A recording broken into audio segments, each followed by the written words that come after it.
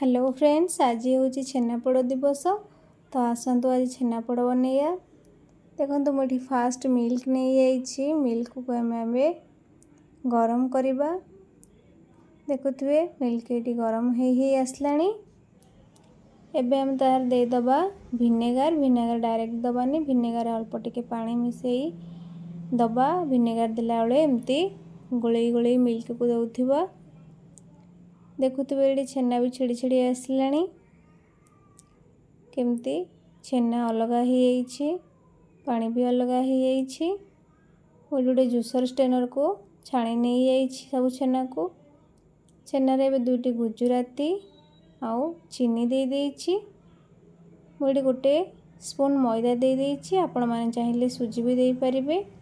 ये सब दे सारा पर एबे भल भाव ताकू चकड़ी दवा। पूरा प्लेन हवा जाके एमती एपट सेपट कर भल चकड़ी दवा।